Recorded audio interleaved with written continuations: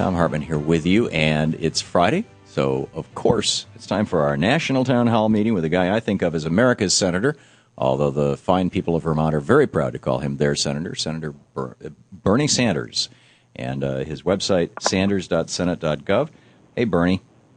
Hey, Tom, how are you? I'm fine, although the people of Colorado are not so well. It's a really sad day. No, that is just a horrendous tragedy, and we send our condolences and best feelings to the people of that state. Yeah. Now, in the meantime, you've got taxes, jobs, the deficit. There's a lot that's supposed to be going on in the Senate. Let me tell you, I'm calling you from Rutland, Vermont, and I wanted to thank the Southwestern Vermont Council on Aging for allowing me to crash their office. But I'm in Rutland because we just opened what is called a CBOC, which is a community-based outreach clinic for the Veterans Administration. We have 5 of them in the state. And I just wanted to mention to any veteran out there that what a CBOC is a primary health clinic located in areas, communities all over the country. And people might want to check it out because it means you can get your primary health care through the VA without having to travel perhaps a long distance to the major medical center near you. So if there are any veterans out there who are in need of health care, check out the VA and check out your neighborhood's CBOC. Okay. There was a lot that went on this week. Just yesterday there was a vote, and unfortunately we lost it again through a Republican filibuster. We ended up with 56 votes, and this one dealt with outsourcing. Tom, as you and I have discussed for many years now, one of the reasons that the middle class is disappearing is that we have lost millions of good-paying manufacturing jobs. Not all of them, but many of them can be attributable to a disastrous trade policy. That's NAFTA, permanent normal trade relations with China, and so forth. What the Democratic leadership brought up yesterday, which got, I think, all of the Democrats plus 3 Republicans, was a small part of that issue. But what it said is that right now, if you are an American company and you say, hey, I want to move to China, I want to move to some low-wage country where I can pay people 50 cents an hour, you get a tax deduction for your moving expenses. So if you're dismantling a manufacturing facility, it takes a lot of money. You got to shut it down. You got to move your machinery abroad, perhaps, and you can deduct that as a business expense. So shutting down in America and moving abroad, you can get a tax deduction for that. So obviously that did not make a lot of sense to many of us, and that a bill came up yesterday to eliminate that tax deduction. And in fact, they go a little bit further and say, if you are a company abroad and you want to move back into the United States of America, we'll give you a tax credit. So this was an effort to make it a little bit harder for companies to shut down, a little bit easier for companies to move back. We got all of 3 Republican votes. We did not get the 60 votes that we needed to overcome just another filibuster. I mean, there was a time not so many years ago where it took 51 votes to win on major issues. Now, under the Republican obstructionist approach, it takes 60 votes on any significant issue. So we didn't get the 60 votes. This is not how the founders and the authors of the Constitution envisioned it. Absolutely. And the other vote that took place earlier in the week, and we've talked about this issue as well, was the Disclose Act. I think and hope that all of our listeners know how horrendous this 5-4 Supreme Court decision on Citizens United was, passed a couple of years ago. And what that decision has done is open the floodgates for large corporations and billionaires to start spending as much money as they want on campaigns without disclosure, without any disclosure. So what this bill was, a very, very conservative bill to my mind, a very simple bill. And what it said is that if you're going to be spending more than $10,000 on political campaigns, when you make that expenditure, you have to announce, you have to put on the website who you are, how much you're spending. I don't think that's a terribly onerous requirement. Right. But the Republicans filibustered that, and I find that ironic because Republicans like Mitch McConnell, who have long been opposed to campaign finance reform, putting real restrictions on the amount of money that wealthy people can spend in an election. Their argument has always been is you don't need campaign finance reform. You don't need to limit the amount of money. What you really need is disclosure, sunshine, disinfectant. That's been their mantra for years. But now we gave them the opportunity to vote for that, and we didn't get. I don't believe we got one Republican vote. So what I think is going on there is Republicans understand that with the Koch brothers prepared to spend $400 million, Sheldon Adelson prepared to spend at least $100 million, and other big money interests prepared to buy elections. They're doing just fine. They don't want to rock the boat on this. So we did not get one vote on what was a very, I think, conservative approach. Obviously, we've got to go a lot further. In my view, we need to have a constitutional amendment to overturn Citizens United, and I've got an amendment in, and I believe, by the way, next week, if my recollection is right, there's going to be a hearing on this. Dick Durbin's subcommittee is going to hold a hearing on the need for a constitutional amendment to overturn Citizens United. So we should pay attention to that, and I'll be testifying on that during that hearing. The other thing this week that was important is, we're hearing a lot of discussion about the so-called cliff, fiscal cliff that is approaching, and sequestration and so forth. Taxmageddon and all this stuff. Pardon me? Taxmageddon is how they're describing it on the right. I was on the floor talking about that, and I just want to summarize what I said on the floor, and here's the point. We have close to a $16 trillion national debt, $1.2 trillion deficit. That's a serious problem. But as we approach deficit reduction, we should never forget how we got to where we are. And to remember that when Clinton left office and in 2000, and Bush took office in January 2001, this country was running a $230 billion surplus. And we were on our way to eliminating the debt that we had at that point. We had a significant surplus. And the question that we have got to ask is how we went from a surplus at the end of Clinton's administration to huge deficits under Bush. And the answer is not very complicated. If you go to war in Afghanistan and Iraq and you don't pay for those wars, you run up a very large deficit. If at the same time as you're spending huge sums of money on two wars that you're not paying for, you then give huge tax breaks, much of it to the wealthiest people in this country, you're going to run up a large deficit. And last but not least, if as a result of the illegal behavior and the greed and the recklessness on Wall Street, your country is plunged into a terrible recession, revenue, the amount of money the federal government receives in comparison to our GDP, is going to be the lowest that it has been in 60 years. So right now we're getting about 15.2% of our GDP in revenue, which is extremely low.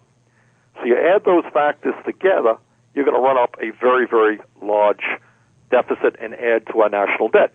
Now, what my Republican friends are saying is that, be that as it may, their solution toward moving to a deficit reduction is to cut Social Security, Medicare, Medicaid, education, and other important programs. I think that is absolutely wrong, and we can talk about that later in terms of where we might want to go for deficit reduction. Okay, we'll pick that up on the other side of the conversation. Senator Bernie Sanders with us. It's our national town hall meeting, Brunch with Bernie. Up next, your calls for Bernie. This is the Thom Hartmann Program.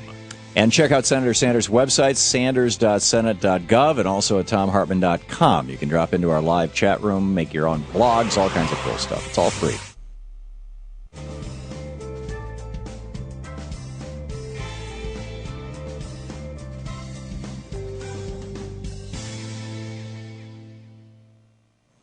And welcome back. Bernie, did you want to finish that thought, or you want to pick it up? I think in this, Tom, and let me say it over and over again, and I'll say it every week, this, of all of the important issues out there, this is probably the issue that people have got to focus on as much as possible and contact their members of Congress. And that is, in my view, we should not be moving toward a balanced budget on the backs of the elderly through cuts in Social Security, Medicare, and Medicaid, on the backs of working families through cuts in education and Pell Grants, cuts to children's needs. That is not the moral way to deal with deficit reduction, and it's bad economics as well. Bottom line here is that the wealthiest people in this country are doing phenomenally well. Corporate profits are very, very high. The distribution of wealth and income in this country is now off the charts. There was a study that I just saw a few days ago, and if you can believe, this is unbelievable. You got one family, the Walton family of Walmart fame, Walmart fortune. One family owns more wealth, Tom, than the bottom 40% of the American people. Yeah, and that's up from 30% just a decade ago. That's right. So that's where we are, and what the Waltons want is more tax breaks, if you can believe it. So that's what the debate is about. Do we ask the wealthy to pay their fair share? Do we plug some of these outrageous loopholes that corporations can benefit from? Do we take a hard look at military spending, where we're now spending almost as much as the rest of the world combined? Significant increase in military spending since, I think, a tripling of spending since 1997. There are ways to do deficit reduction without devastating the middle class and working families of this country. Let's pick up a call here. Victor, watching us on Free Speech TV in Chico, California, and the Direct TV satellite network. Victor, you're on the air with Senator Sanders. Thank you. It's an honor to speak to you, Mr. Sanders. I was just curious why you won't run for president. You have all the right answers and actions and ideas, and I bet there'd be a lot of people to support you. Well, Victor, thank you very, very much for that generous question. I am very, very... Look, people with my political point of view do not usually get elected to the United States Senate. In fact, I'm the longest-serving member of Congress in American history, and I'm very proud and grateful that the people of Vermont have sent me to the U.S. Senate. Longest-serving independent, you mean, or longest-serving period? Independent. Yeah. Independent. Longest-serving Wow. independent in the history of the United States Congress. Wow. Somebody who's not been a Democrat or a Republican. Right. And so I'm very grateful to the people of Vermont, and I hope to get reelected. And second of all, Victor, the reality is that to run for office, you need so much money. To run for president, you need, $700-800 million. And given my politics, it's not going to be the Wall Street folks who are going to contribute. So I'm very happy in the Senate, and we're going to do everything we can to protect working families from that position. Bernie, we just have 20-30 seconds here to the break. Well, let me just get back to Sure. the point that, and people can go to my website to get some more information on this, Tom. Deficit reduction is an issue. But when you have a middle class collapsing and poverty increasing, you don't beat up the poor people and you don't beat up working families to balance the budget. You go where the money is. And the money is at the top with people who are doing phenomenally well, who are now paying the lowest effective tax rate in many, many years. Mitt Romney, 13.9%. We'll be right back with Senator Sanders.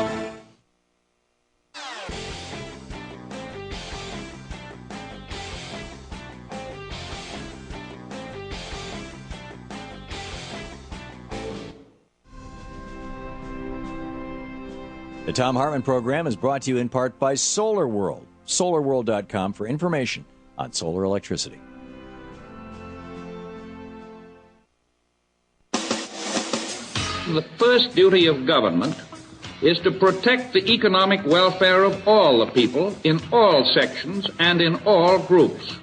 I said in my message opening the last session of the Congress that if private enterprise did not provide jobs this spring, government would take up the slack. There you go. Wow. From the man himself, FDR. Welcome back. Brunch with Bernie. Senator Bernie Sanders on the line with us. And Bernie, ready to pick up some calls here. Well, let me just pick up on Roosevelt's point. Sure. Right now you have something like 24 million people in this country who are unemployed or underemployed. And I think what Roosevelt said back in the 30s is relevant today. We need a massive jobs program. We need to rebuild our infrastructure, transform our energy system, change our trade policies so that companies start reinvesting in America.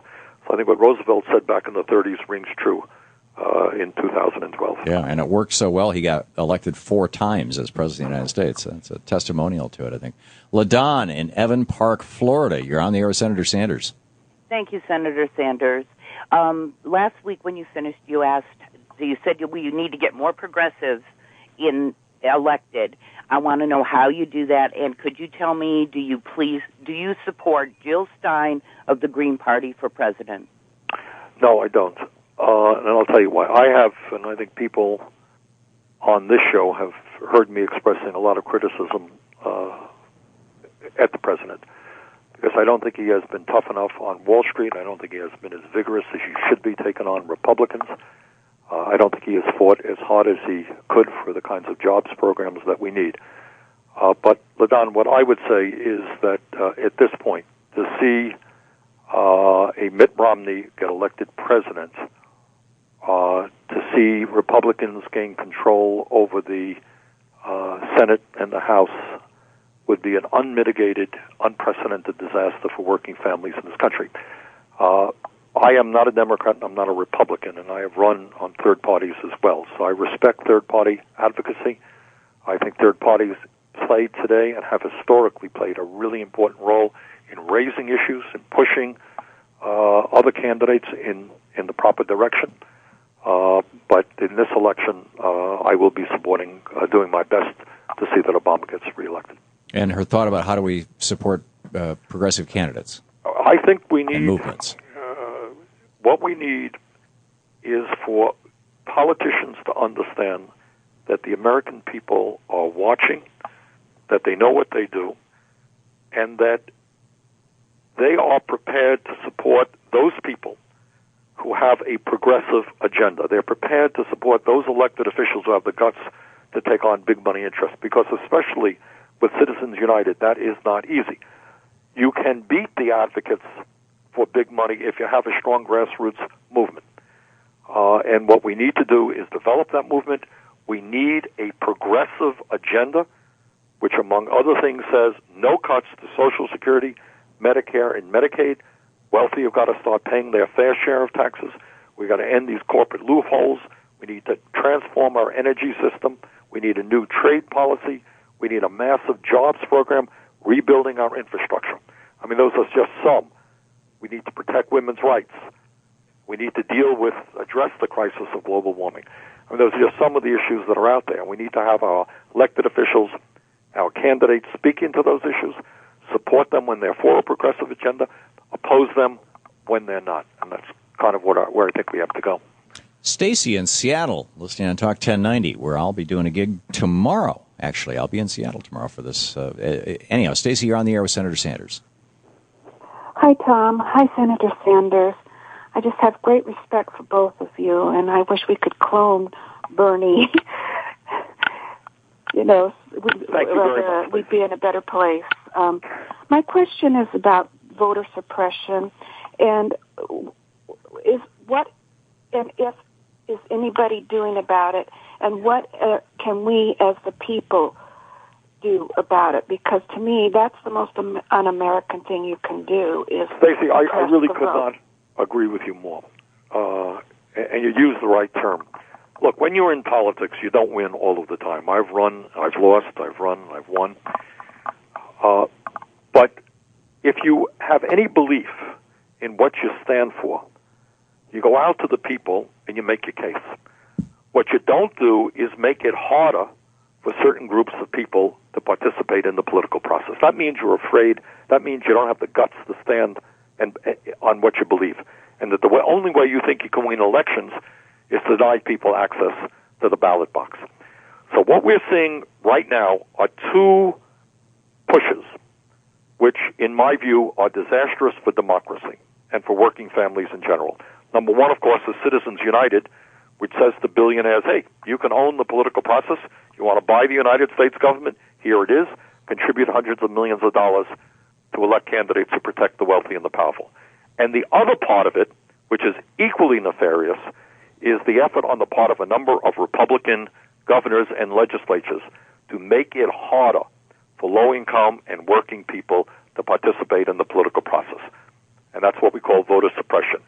and that is under the guise of fighting voter fraud. They're coming up with requirements which make it very difficult for people to vote, in some cases through the need for a photo ID. And if you don't have a car, you may not have that driver's license. You may have to travel long distances. You may have to pay money to get it. But the effort is very clear. The effort is a very coordinated approach to make it harder for low-income people, for senior citizens, to be able to vote. And as Stacy just said, if there's anything that's un-American, man, that is it. To make it hard, we wanted to see more and more people participate in the political process. And if I can't convince, as an elected official, as a candidate, if I can't convince those people to vote for me, then I'll lose. That's called democracy. But you don't go around making it hard for people to participate in the political process. It's our Brunch with Bernie, our Senator Bernie Sanders, taking your calls in our national town hall meeting here on the Thom Hartmann Program. Check out Senator Sanders' website, sanders.senate.gov, and, of course, ours at tomhartmann.com. You're listening to the Thom Hartmann Program. Call 866-987-THOM. More with your calls for Bernie right after this opportunity to catch the news and support your local station.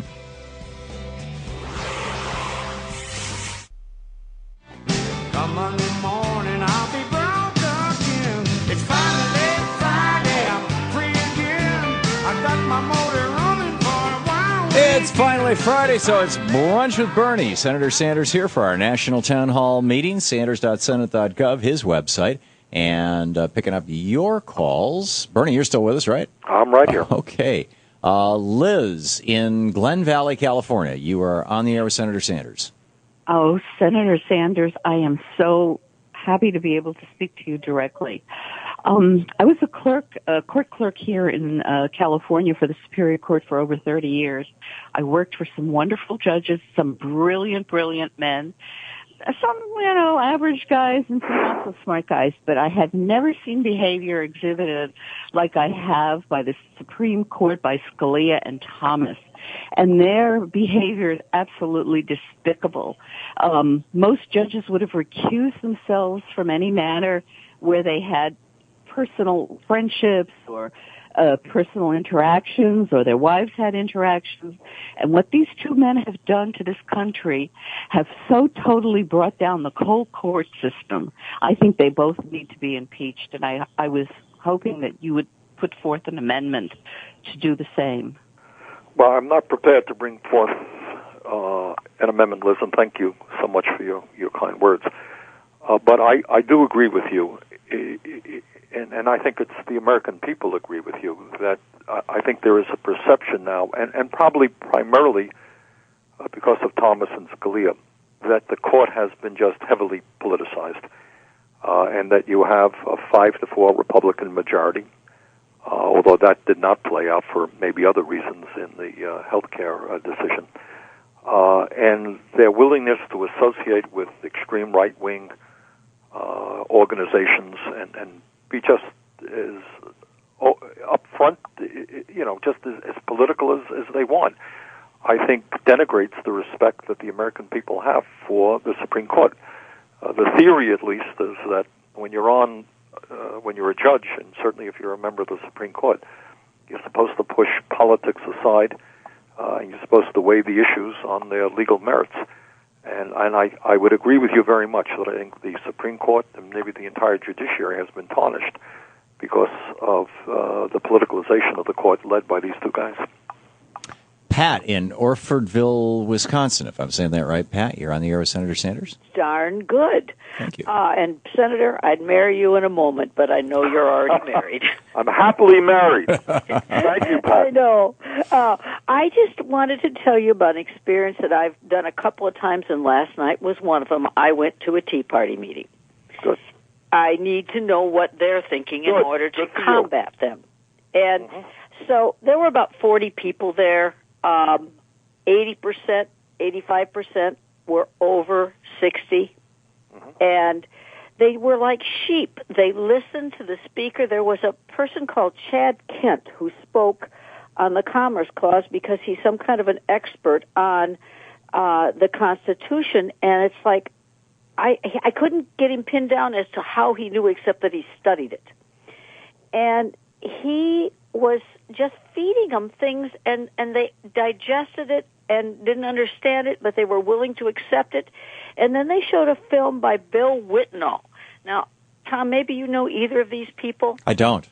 Well, this Whitnall is just throwing such horrible vitriol out, and it was just shocking. You might want to look him up. Evidently, he's online, and you can get his videos, and they just expounded about how wonderful he was. And when I addressed that, how can you vote for Romney when Romneycare and Obamacare are basically the same? People kind of shook their heads, but they said, well, we don't like Mr. Romney, but we got to get rid of Obama. I mean, there was just this crazy... Well, Pat, let me say this to you, first of all. Congratulations for doing what I think too few people do, is that you walked into a room where people have disagreements with you and you're prepared to dialogue with them. And I think that is very, very important, a very positive thing to do. My experience, I think when you look at the Republican Party right now, the real movers and shakers, of course, are the people with the money. And I find it, and I can understand it. Obviously, you know, if you are a Mitt Romney, or if you're a Mr. Koch, or if you're a millionaire or a billionaire, and you really don't care about the United States terribly much, and all you worry about is getting tax breaks or make it easier for you to pollute the environment or make it easier for you to ship jobs abroad, I can understand you supporting Mitt Romney. But what I cannot understand, and what we have got to fight very, very hard, and what Pat has done, is you find that within the Tea Party, you got a lot of working class people. And we have to speak with those people. We've got to dialogue with them and say, why are you knocking your brains out to make sure the billionaires get more tax breaks? Why are you knocking your brains out to make sure that these guys cut your Social Security and your Medicare and ship your job to China? Now, I think the problem here is, frankly, that the Democrats have not been as strong as they should be in providing an alternative agenda to many of these folks. And I think if the Democrats were stronger in defending Social Security, Medicare, and Medicaid, were stronger in fighting for a trade policy which protected American workers rather than the CEOs of large corporations, were stronger in creating the jobs that this country desperately needs, I think a lot of those people would see a difference. But the right wing, the Karl Roves of the world, have done a very, very good job in bringing up wedge issues, creating incredible animosity, creating a parallel universe, if you like, with regard to Obama. He's not born in America. He's not a Christian. He's not this. He's not that. And that's what they are doing. But I want to really sincerely congratulate Pat for dialoguing with people in the Tea Party, because I think there are there are people there who are angry and may not know exactly why they're angry. And they're angry because their standard of living is declining. They're angry because their kids are going to have less of an income than they have. And we have got to direct them to the causes of those problems and try to deal with these, get them away from some of these wedge issues which are just not productive to anybody, I think. Charles in York, Pennsylvania. You're on the air with Senator Sanders.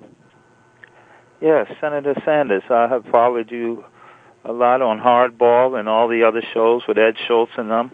And I just want to ask you maybe a two-part question.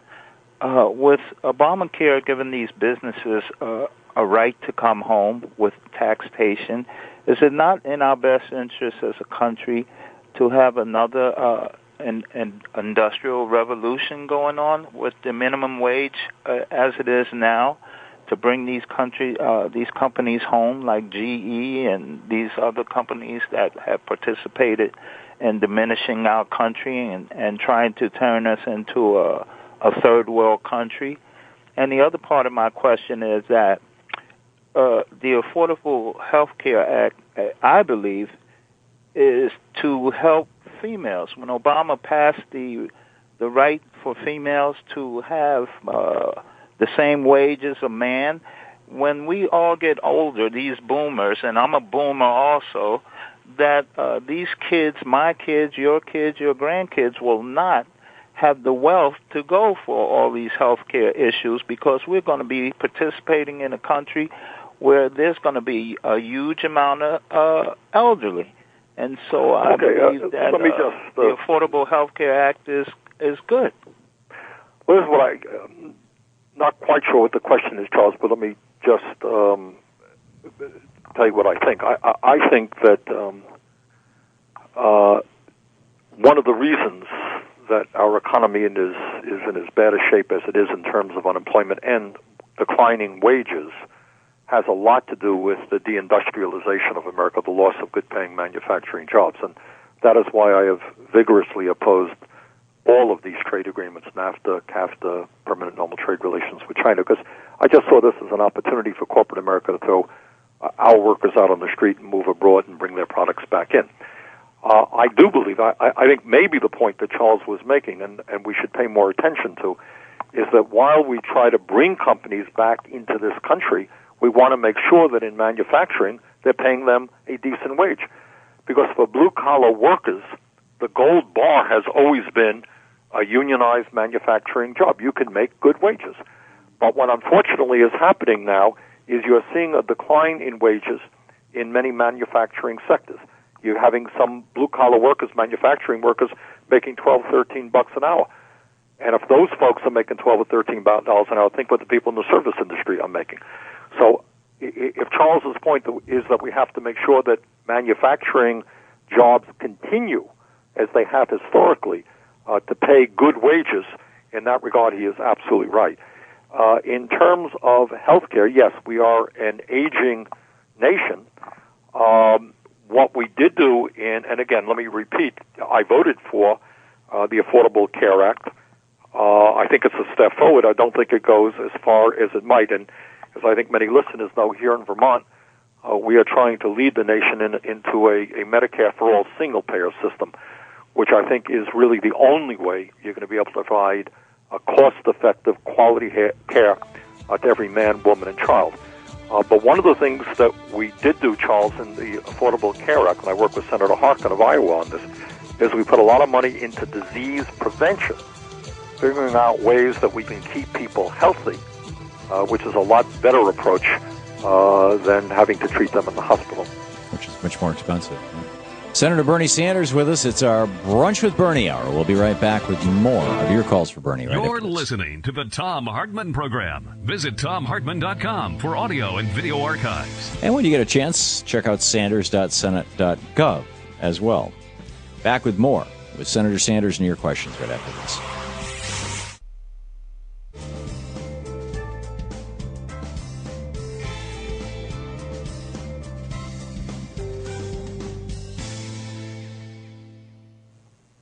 Welcome back. Dan, and is it Mammoth, Arizona, Dan? Yeah. Hey, yeah. Thanks for watching Free Speech TV on Dish Network. You're on the air with Senator Sanders. Yes, I was wondering why everybody's blaming here when everybody all over the world is the same shape we are. This is not just a isolated incident. It is because of the Zogs. I don't know if anybody knows when I'm talking about the Zog, the Zionist-occupied governments. They own the banks. No, I'm not. Dan, I don't know if you want to let me respond to just that, tell you Bernie. this. I mean, I agree with the first point that you made, and that is the entire world. I mean, Tom was talking a moment ago what's going on in Spain, massive unemployment in Greece, austerity in the United Kingdom. But this is not, it's absurd to be blaming this on a religious group.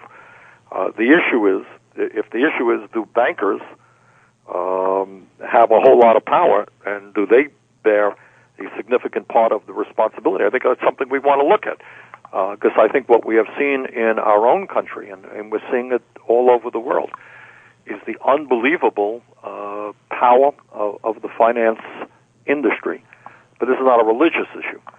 What you're dealing with here is in the United States, if you can believe this, you've got 6 financial institutions led by J.P. Morgan Chase, which is the largest, that have assets of over $9 trillion, which is the equivalent of 2/3 of the GDP of the United States of America. And if anyone doesn't believe that those financial institutions, who, by the way, write half the mortgages and two-thirds of the credit cards in this country, if you think that they don't have an enormous amount of power, they do. They are unbelievably powerful. And the concern that many of us have, especially since the financial crisis and the bailout of Wall Street and the trillions of dollars in low-interest loans that the Fed provided to many of the financial institutions, our concern is that instead of investing in the productive economy, the key issue here is to have bankers be what bankers used to be, and that is to invest in companies that actually produce products and provide services and create jobs, rather than run their institutions as gambling casinos where their only goal is to maximize their own profits. And that's the issue that I think we've got to focus on. Vicki in Gilmanton, Wisconsin. Thanks for watching us on Free Speech TV. Vicki, you're on with Senator Sanders. We have just a minute till the break, too. It needs to be fairly short. Hi, Senator Sanders. Just wanted to ask you, I'm following the example of one of the previous callers who is getting to know her, people who oppose her views. I'm reading The Obama Hate Machine, a book by Bill Press, where it talks about the lies and distortions and the attacks on the president and who is behind them. Chapter 14 or 15 gives a thumbnail sketch of the history of the Koch family, starting with Grandpa Koch. Have you read this, and do you believe the story of the Koch family? Talk about hereditary I have not read the book, so I cannot. I know Bill Press. I know Bill pretty well, but I have not read the book, so I can't comment. But all that I do know is you have two brothers, the Koch brothers, who are worth over $50 billion. The two of them are worth over $50 billion. They have committed to spending at least $400 million in this campaign to defeat Obama and to defeat progressive candidates. So that's all that I know. But you've whetted my appetite. I think I will read Press's book. Bill wrote a great book. He really did. We'll be back with more of Senator Sanders right after this. Continue with the Water Cooler Wars. It's the Thom Hartmann Program, our Brunch with Bernie hour. Senator Bernie Sanders taking your calls in our national town hall meeting. James in Uniontown, Pennsylvania. You're on the air with Senator Sanders. Hi, Bernie. Hey, Hi, James. During the Bush administration, and when they had control of the Senate and the House, they got almost everything they wanted passed by one vote through the House and through the Senate. Now, how did the filibuster become to be what it is all of a sudden when the Democrats took control of the Senate? This is what kind of baffles me. James, you're asking a very good question. What Bush was able to do, without going into all of the arcane, and they are very arcane, rules of the Senate, there is a process by which you can get a bill on the floor and get 51 votes. It's called budget reconciliation. And it's technical, and you got to go through the parliamentarian's office and so forth and so on. And if you're asking me, have the Democrats been as aggressive as they should be in trying to use that approach as one way to combat Republican obstructionism? I would agree with you. They have not. Okay. Let's see here. Excuse me. Michael in Cambridge, Mass. Watching us on Free Speech TV. Michael, you're on the air with Senator Sanders. Senator Sanders, nice to hear you on the television show. I was wondering if there was anything you might be able to do in the Senate regarding abandoned property both in federal and in the state treasurer's offices. There's a lot of money, and it's building up, and it seems to me that if they were to hire a few more people to help find and locate the people whose money it is, it might get it back in the economy and help the economy that way. My guess is, Michael, that is more of an issue that the states would deal with. I know in Vermont, every year I think they have full-page ads telling people money that they are owed, that they haven't collected, and there's an effort to try to reach out to those people. But I think, in general, I think that's handled more at the state level. Ray in Astoria, Oregon. You're on the air with Senator Sanders. Thanks for listening to Sirius Satellite Radio. Hi, Senator Sanders. I'm so happy to speak to you. we know what the WTO has done to a lot of our laws, no more dolphin-safe tuna and stuff, and I was wondering if you could comment on the Trans-Pacific partnership thing that's brewing right now. Yep. I have talked to our trade representative just on that issue, Mr. Kirk, and we'll be meeting with some of his staffers, I think, fairly soon. Because I have, as I have in the past, I have strong concerns about this particular trade agreement. What Ray is talking about is some of these trade agreements make it impossible for state government or the federal government to do appropriate things to protect the American people, whether it's environmental or labor, because of an international agreement which has precedence over federal or state law. And I share Ray's concern about that. I also worry that in the Trans-Pacific agreement being negotiated, that my understanding is that a lot of the big corporations and the drug companies are involved in writing the agreement, and yet it's very hard for even members of Congress and the general public to know what's going on. I have been interested specifically in the prescription drug issue and have been concerned that often poor countries are being forced to pay much, much more for drugs because the pharmaceutical industry has put language into these agreements which make it harder for them to get the generic equivalent of the brand name. So that's one issue that we are looking at. But by and large, my concern about trade agreements has been that they are often written by and for the multinational corporations and are not there to protect the needs of American workers. Stephen in Gainesville, Florida, listening on 88.5 FM in Tampa. Hey, Stephen, you're on the air with Senator Sanders. My wife wouldn't like it, but I'd marry you in a heartbeat, too. Jeez, Bernie, one presidential bid and two marriage proposals in one day.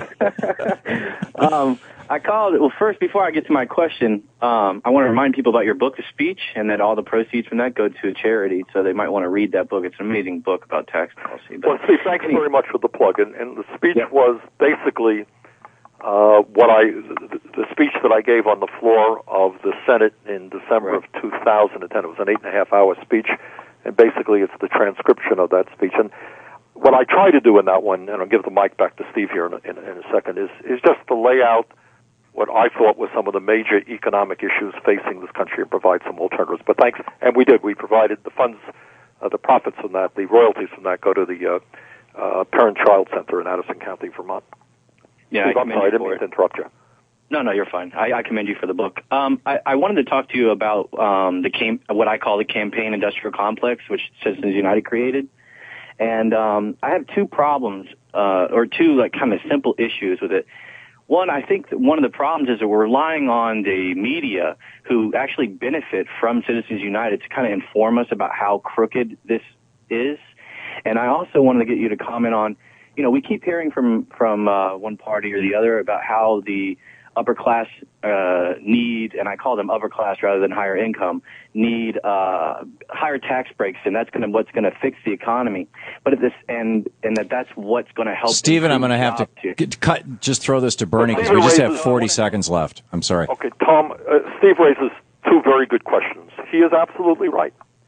In terms of Citizens United, television stations and networks all over America are receiving huge amounts of money from these independent political organizations. So they are benefiting very, very handsomely from Citizens United, and they are in a real conflict of interest, if you like. Citizens United is working just great for that. I'm sorry, then the second question, Tom, was? I think it was about getting money out of politics. Well, Steve is right on that one as well. Ultimately, Steve, we have to not just defeat Citizens United, we have to move, in my view, to public funding of elections. Bernie, thanks so much for being with us this week. Okay, good to be with you, Tom. Great talking to you. We'll see you next week, next Friday. Check out Bernie's website, sanders.senate.gov.